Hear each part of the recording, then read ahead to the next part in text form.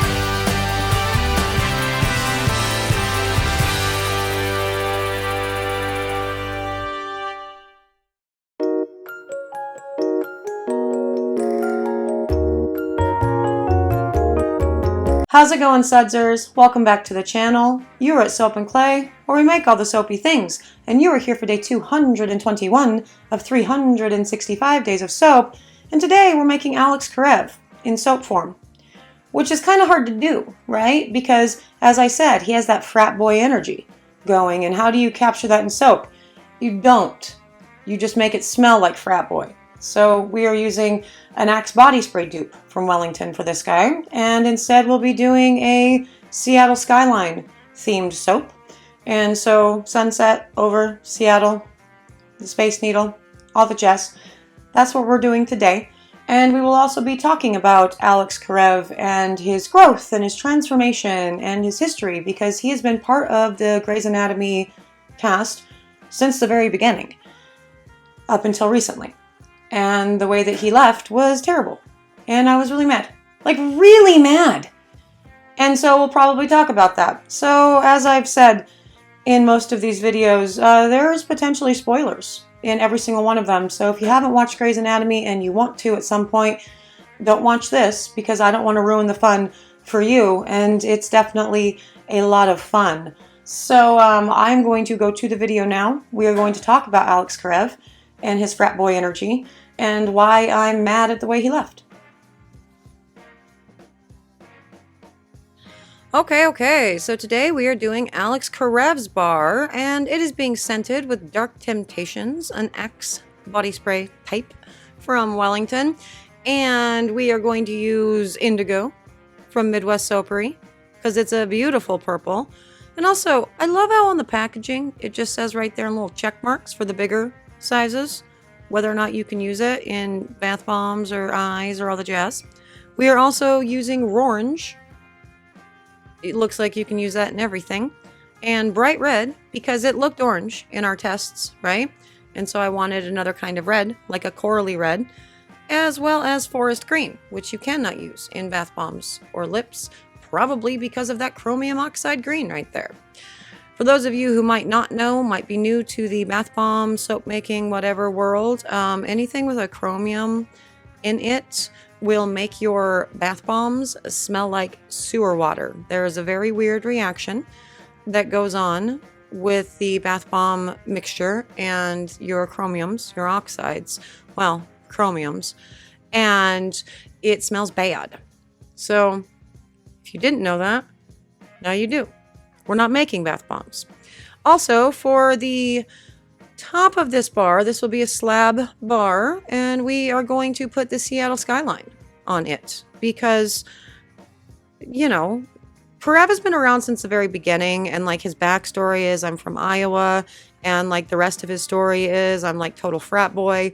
And so I already sort of got that within the scent itself. I've never smelled an Axe body spray in my life, but he just strikes me as the Axe body spray kind of guy. So that's what I did that thing. And also with all of this, I ended up really liking that scent, the Dark Temptations. So maybe I'm an Axe body spray type of gal. I don't know. Also, for those of you new here, that was the kaolin clay that was put into the soap batter.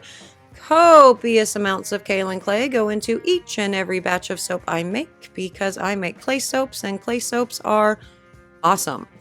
Now, for the design for the slab behind the Seattle Skyline, I wanted to do a like Seattle sunset, right? And so when you're in Seattle and you see the Space Needle and all of the green around, and also the sky is very kind of grayish and cloudy because it's Seattle and that's what we do. You also have these really beautiful patches of kind of more muted purples and oranges and corals. And I say muted because I have experienced, you know, sunsets in lots of other places that do not have overcast, cloudy conditions all the time. And those colors are quite vibrant. Colorado people, where you at? Colorado. That's where it's the most vibrant, and it's amazing. Okay, so this pour, again, slab pour, we're going to do a variation on like a flame pattern or a Taiwan swirl or a marbled mantra swirl. I don't know.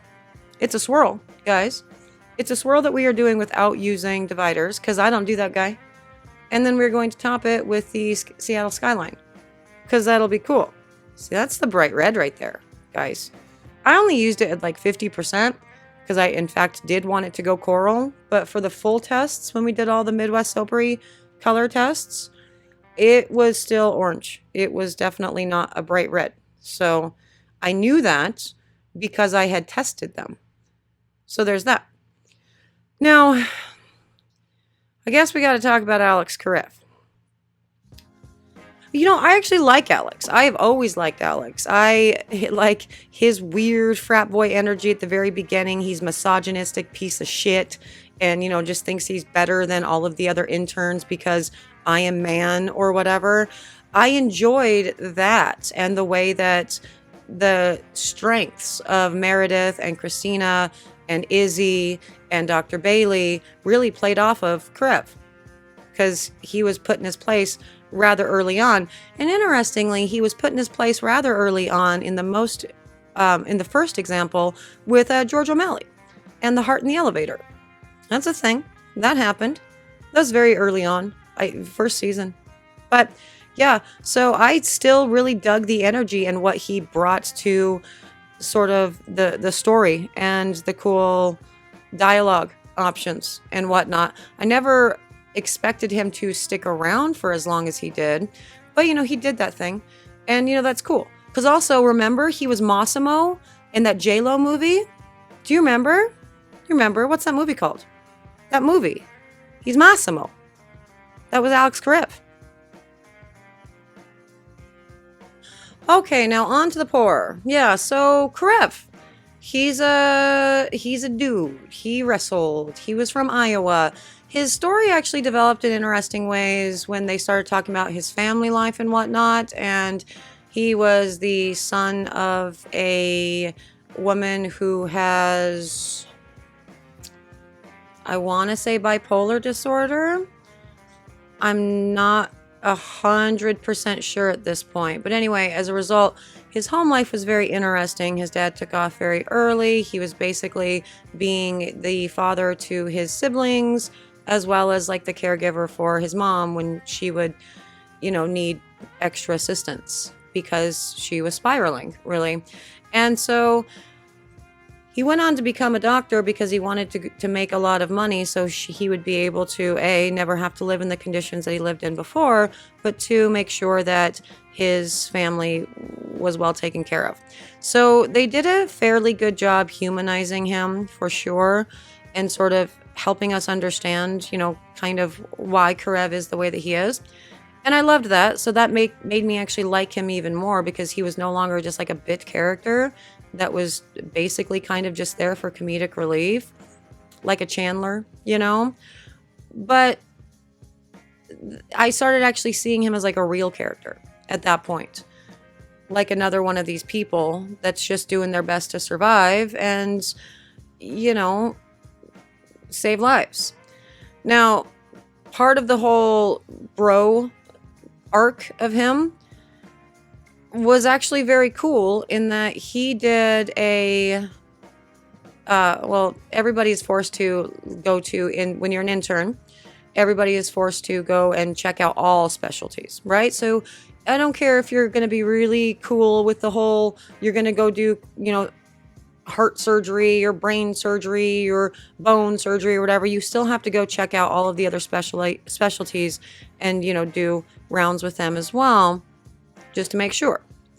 And one of the specialties that you had to do was obstetrics. Well, is that what it's called? They called it the gyno squad, and it's mostly delivering babies, but, you know, because you're a surgeon, so you have a surgical background, you also have to be able to, you know, deliver babies via C-section. And so one of the reasons I think why I like him so much is because he actually spent a crap ton of time with Addison Montgomery Shepherd, who is my favorite character in the entire Grey's Anatomy world. So I really, really liked him for that because she was actually her specialties, well, she had a couple, but her specialties revolved around birthing really, really, really, really, really preterm babies or operating on them in the womb while they're still just completely tiny little beans, you know, and so wild. And considering I found this show while I was pregnant with my first kid, and then sort of binged everything during that pregnancy and then continued to watch it while pregnant with my second kid, who came very soon after the first, I really appreciated Addison Montgomery Shepherd and Arizona Robinson to that, actually, and found that entire field of study just completely fascinating. And so those were the episodes that I would bawl over. So Karev has actually made me cry in big, huge ways too, because there were a number of times where he saved these impossibly tiny little squishes, and realized throughout all of that, working with Addison as well as working with Arizona, that he really had a real talent for this field of study, something that he never thought that he was going to do. I think he wanted to do plastics starting out because that's where the big money was, but he ended up, you know, operating on tiny babies and saving their lives, and it made me cry. So it's another reason why I loved Karev. Also, that's another reason why I was very, very, very, very, very mad with the way that they ultimately sent him out of the show. And so I am going to talk about that while we cut this bar. So if you don't want spoilers, I recommend skipping forward like 5 minutes if you just want to catch the wrap up, wherein I'm not going to specifically talk about why he left the show. So the ending of Karev was weird because throughout several seasons, they had developed him to actually have a very real personality. Now you see that? You see that glycerin dew on top of those melt and pour Seattle skylines? Beautiful. Add some cool texture to it. It only lasts the one washing, and I'll probably wipe it off before I package them, but whatever, it's cool. Anyway, they had developed him to have a lot of compassion and a lot of heart and actually give a shit, even though he claimed that he did not. And so early in the seasons, he ended up marrying Izzy because Izzy was dying of brain cancer, and I don't know, they were dating and it was weird, and she started seeing her dead fiance and whatever. It was all a very strange storyline, that in and of itself, because it's like, oh, dead fiance, oh, brain tumor, oh yeah, Karev, let's get married. It was very odd. Anyway, they got married. It did not work out. Izzy left the show, which I was happy about. She came back the next season, I think, for like one episode, and they continued to talk about her every once in a while, like she's in Oregon and she's working in some rural hospital and blah, blah, blah, you know, whatever. And I could not care less. Like it was impossible for me to care less about Izzy's arc. And so whenever they would bring her up, I would eye roll so hard. Karev got out of that relationship, got out of the marriage, they whatever. Fine. He continues to go on and save babies and really develop his storyline. And Izzy is gone. And then in the last few seasons that he was in, he beat the crap out of another doctor. Like, beat the crap out of him. Like, he was in the hospital, almost lost his eye. He didn't. The guy he beat up, he was facing real felony charges for that. And I'm like, okay, Shonda, you're just going to force us down this path? Fine, I guess. Okay, cool, whatever. I like Karev, so I'll see where the storyline goes. They get him out of that nonsense. And through all this, by the way, he has a really good girlfriend. Jo is amazing. She's also a kid from the street. She's been through a lot. Her character grew a whole lot. And she just really genuinely, she had an abusive marriage before, whatever. It was a big deal. Jo is awesome. Anyway, she did not deserve the crap that Karev was ultimately putting her through throughout the entire thing. And the end of all of it, his exit, he did not die, as Shonda usually loves to do for the Grey's Anatomy characters, just to make them go away forever. And oh my God, isn't that so beautiful? Look at that. That's gorgeous. It's a Seattle skyline at sunset right there. But no, she did not kill him off. He left. He left without any warning. Nobody knew where he was. Until Jo got a freaking letter. Everybody got letters. They all got different letters. Like all of them. Whatever. But anyway, at all of it, the end of all of those letters, the end of that episode, it was revealed that Karev had pieced out to go find Izzy. And now they're like together. Why would you do that? You're an attending at one of the greatest hospitals in the literal world.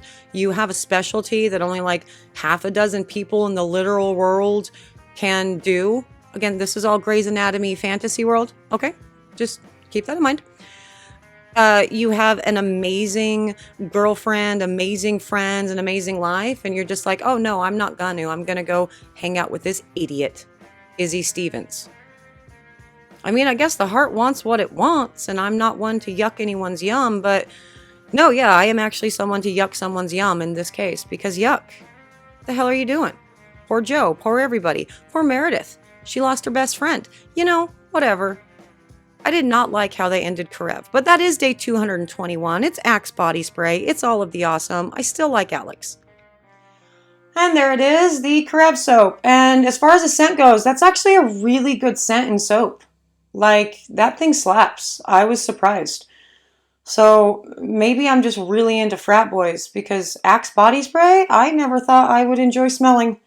But that one was pretty good. So it's definitely worth picking up for sure. As far as Alex Karev and all the things go, yeah, no, it's weird.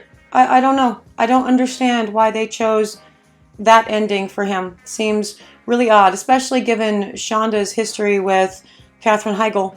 And why she would even recognize Izzy again, ever. Really. Like, why? Whatever.